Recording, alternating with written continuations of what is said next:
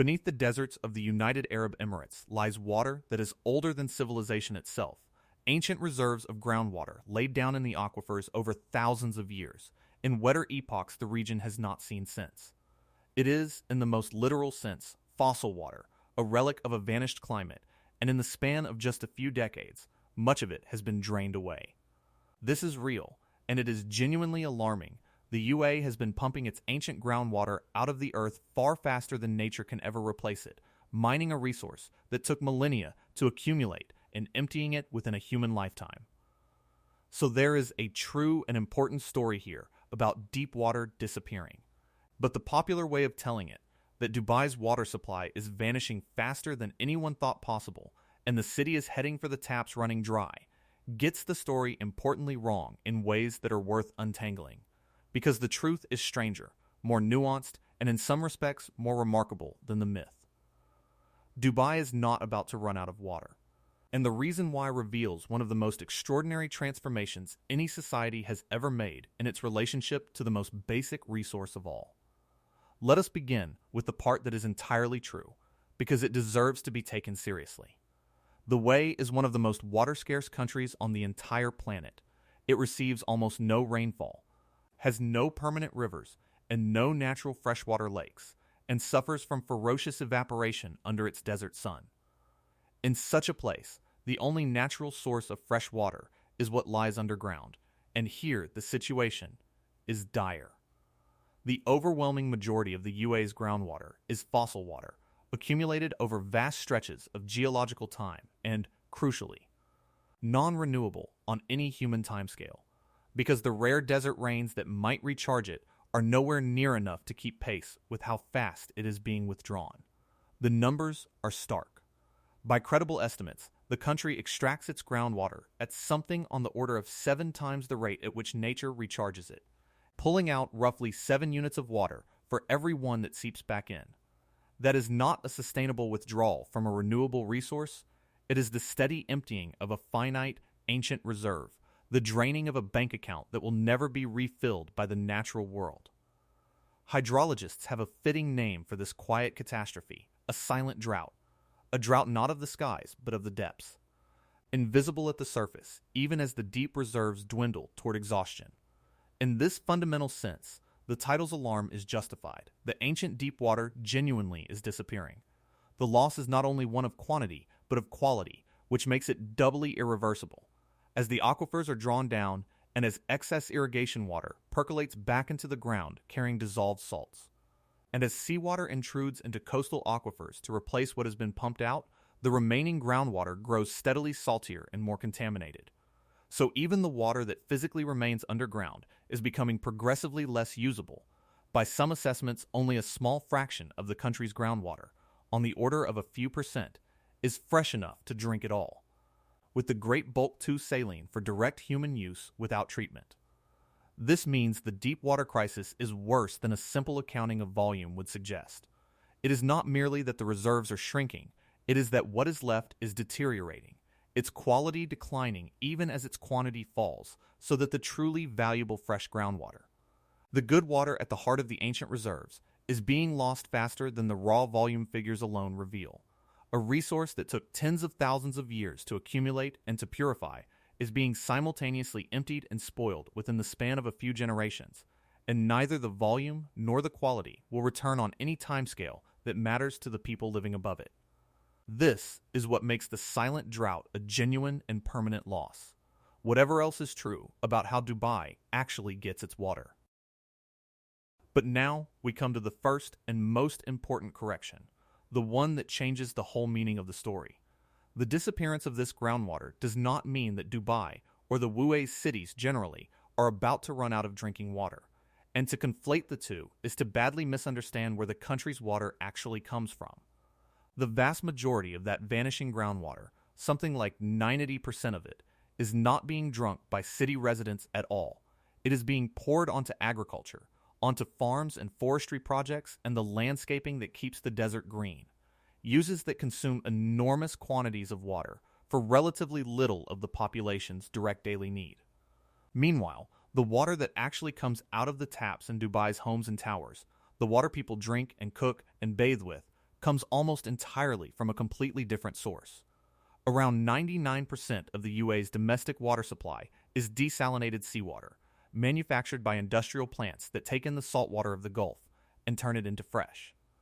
So the depletion of the ancient aquifers, real and serious as it is primarily an agricultural and environmental crisis, a draining of the country's natural reserves and a degradation of its land, not the imminent failure of the drinking water that sustains its cities. Dubai's taps do not run on the disappearing deep water, they run on the sea. There is a second correction to make as well, and it concerns the claim that this is happening faster than anyone thought possible. That framing suggests a shocking surprise, a crisis that crept up on unsuspecting authorities and blindsided the experts. The reality is almost the opposite. The depletion of the UAE's groundwater has been studied, measured, modeled, and warned about for decades. Scientists have documented the imbalance between recharge and extraction for a very long time. The silent drought is one of the best understood water problems in the world, precisely because it is so extreme and so consequential. Far from being caught off guard, the UAE saw this coming years ago and has been actively building responses to it, which is exactly why the country invested so heavily and so early in desalination and in strategic water storage. So the honest framing is not that the deep water vanished faster than anyone imagined, but something more sobering, that everyone understood what was happening, could see the ancient reserves draining year by year, and it happened anyway, because the demand for water in this bone dry. Fast-growing, intensively developed region simply outran any impulse to preserve what could not be replaced. It was not a surprise. It was a predicted and in some sense accepted consequence of building a lush modern civilization in one of the driest places on Earth. Which brings us to the genuinely remarkable heart of the story.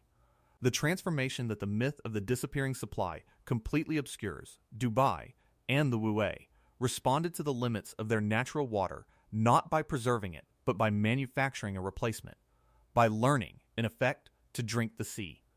Desalination is the technology at the center of this, and its scale in the UAE is staggering. The country has among the very highest desalination capacities in the entire world, second only to neighboring Saudi Arabia. The process is an industrial marvel and an industrial burden in equal measure.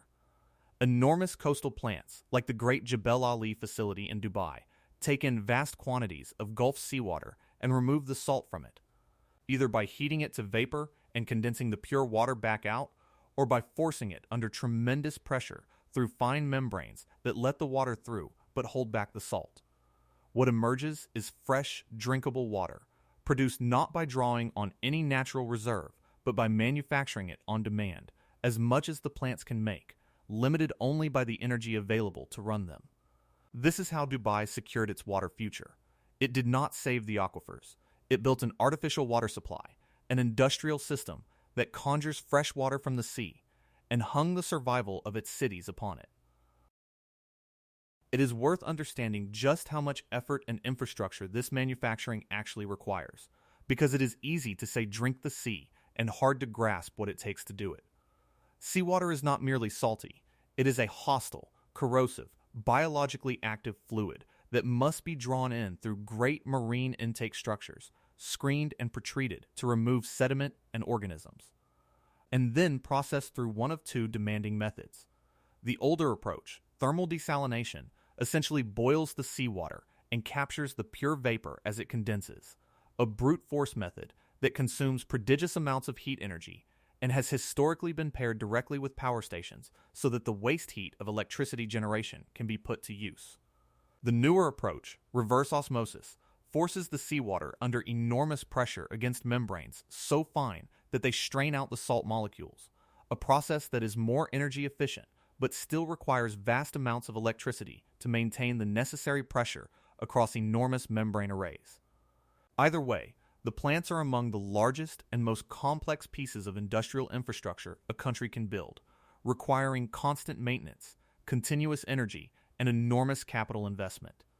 And they must run essentially without pause, because the cities they serve consume water every hour of every day and have almost no natural reserve to fall back on. The scale of what Dubai and its neighbors have built to manufacture their water is, in its own way, as impressive as any skyscraper and far more essential to survival, even though almost none of the people who depend on it every day ever see it or think about it. The transformation this represents is profound, and it is worth pausing to appreciate its strangeness. For the whole of human history, until very recently, a civilization's water came from nature, from rivers and rain and springs and wells, and the amount available set a hard limit on how many people could live in a place and how they could live. Dubai has, to a remarkable degree, broken that link. Its water no longer comes from nature in any meaningful sense. It comes from factories. The natural scarcity of the desert, which should by rights make the region nearly uninhabitable, has been overridden by an industrial process that produces water the way a plant produces any other manufactured good. This is why Dubai can support millions of people, and lush golf courses and fountains and gardens, in a place with almost no natural fresh water at all. It has decoupled its water supply from its natural environment. That is an extraordinary achievement, one of the most complete conquests of a natural limit that any society has ever managed. But like all such conquests, it comes at a price, and it creates a dependency, and understanding that price and that dependency is essential to understanding Dubai's true water situation. Before we turn to the price, there is a fascinating twist that makes the story of the deep water even richer, and it inverts the whole notion of the vanishing aquifers. Having drained much of its natural groundwater, the Wue has begun, ingeniously, to refill those same underground formations, not with natural water, which will never return, but with surplus desalinated water. The idea is a kind of underground banking. When the desalination plants produce more water than the cities immediately need, that surplus is injected down into the empty aquifers, where the geology holds it in storage until it is needed. The largest such project, the Liwa Strategic Reserve, buried deep in the Al Dhafra Desert, is the biggest man-made store of desalinated water in the world. Holding billions of gallons and designed to supply a large population for around 90 days in an emergency, should the desalination plants ever be knocked out. Dubai has developed its own version of the same concept, so the deep water is not simply disappearing.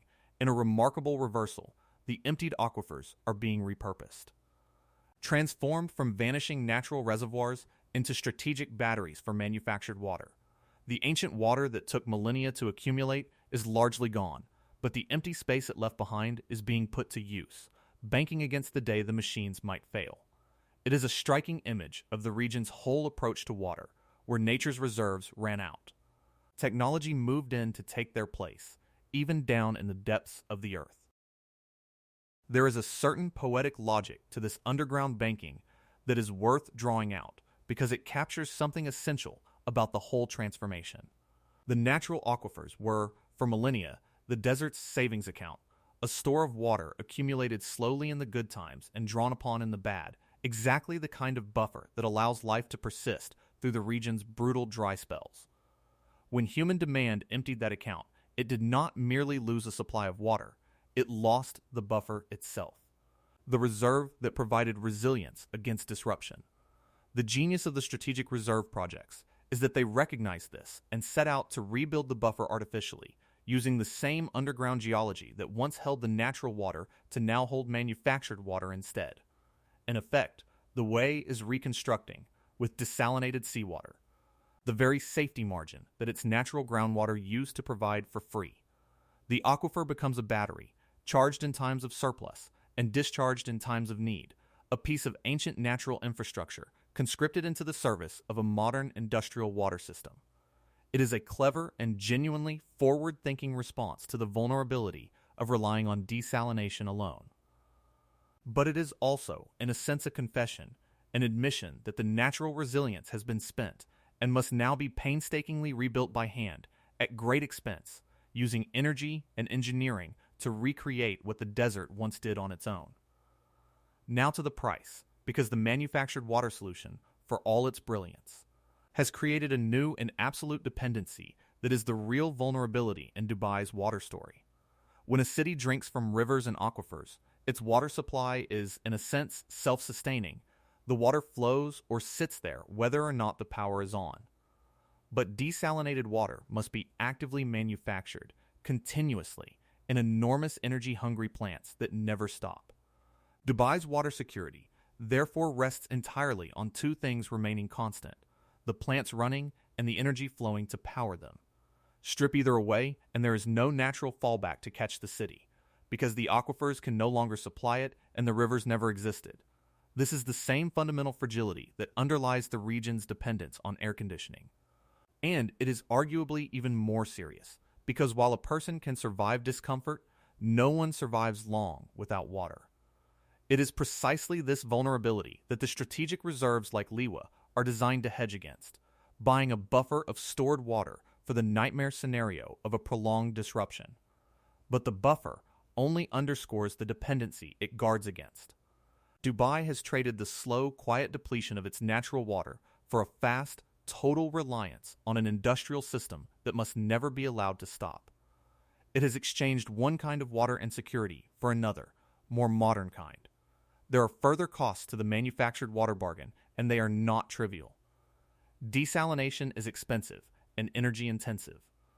And for most of its history, that energy has come from burning fossil fuels, which means that manufacturing water has contributed to the very warming that is intensifying the region's heat and water stress, another of those self-reinforcing loops in which the Gulf's solutions deepen its underlying problems.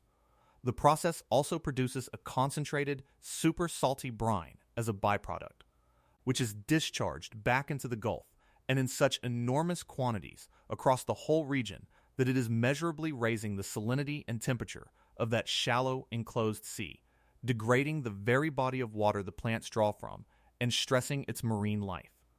And underlying all of it is a pattern of consumption that borders on the extravagant.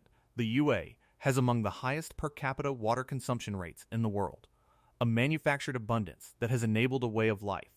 All those pools and fountains and green lawns in the desert, profoundly disconnected from the natural scarcity of the place. The manufactured water made that abundance possible, and the abundance drove the very demand that helped drain the natural reserves in the first place. It is a system that solved the problem of scarcity so thoroughly that it created the conditions for overuse. This is perhaps the deepest irony of the whole story. The natural scarcity of the desert, harsh as it was, imposed a discipline, a limit that forced water to be treated as precious. By manufacturing its way past that limit, the region did not just secure its survival, it created an illusion of abundance, so convincing that water came to be used with a lavishness that would be reckless anywhere, let alone in one of the driest places on Earth. The very success of the manufactured water system removed the natural signal that would have told people to conserve, and so consumption soared, and the pressure on every part of the system, the plants, the energy, and the last of the natural reserves, grew accordingly. There is a lesson in this that reaches beyond the Gulf, that solving a resource constraint through technology, without also preserving the discipline that scarcity once enforced, can quietly manufacture a new and larger problem in place of the old one. Looking to the future, the pressures on this system are only mounting, and the Way is acutely aware of it, which is why it is racing to make its manufactured water civilization more sustainable. The warming climate raises the temperature and salinity of the Gulf, making desalination harder and more energy-intensive, even as it drives up demand for both water and cooling. So the country is investing heavily in the next generation of solutions: solar-powered desalination to decouple water production from fossil fuels, more efficient reverse osmosis technology to replace the older, more wasteful thermal plants, expanded recycling of treated wastewater to squeeze more use out of every drop, and continued experiments with cloud seeding to coax a little more rain from the sky and nudge some water back into the aquifers. The goal is to secure the manufactured water system for the long term, to make it cheaper, cleaner, and more resilient. Because there is no going back to natural water, the ancient reserves are largely spent, and the population and its thirst are only growing. The future of water in Dubai is not about recovering what was lost underground. It is about perfecting the industrial system that replaced it. So let us return, at the end, to the claim we began with, and give it the honest and complete answer it deserves. Is Dubai's deep water supply disappearing faster than anyone thought possible? The truth is layered. Yes, the region's ancient, deep, fossil groundwater genuinely is disappearing, drained at many times the rate nature can replace it. An enormous and largely irreversible loss of a resource, thousands of years in the making, emptied within a few decades. That much of the title is true, and deserves to be taken seriously as a real environmental reckoning. But no, it is not vanishing faster than anyone thought possible. The depletion was understood, measured, and predicted for decades, and it happened not as a shock, but as the accepted price of building a lush civilization in a desert. And no, most crucially, this is not the disappearance of Dubai's actual water supply, because Dubai long ago stopped depending on that ancient water and now manufactures nearly all its fresh water from the sea, even banking the surplus back down in the very aquifers it emptied. The real story is not a city about to die of thirst. It is a civilization that drained the deep water that nature gave it, replaced that water with an industrial substitute conjured from the ocean by sheer energy, and in doing so exchanged an old, natural scarcity for a new, total dependence on the machines never stopping. The ancient water is going. But Dubai is not running dry. It has simply cut its roots to the ground beneath it and staked its survival entirely on its power to manufacture the water the desert can no longer provide, a bet as audacious and as fragile as anything the region has made.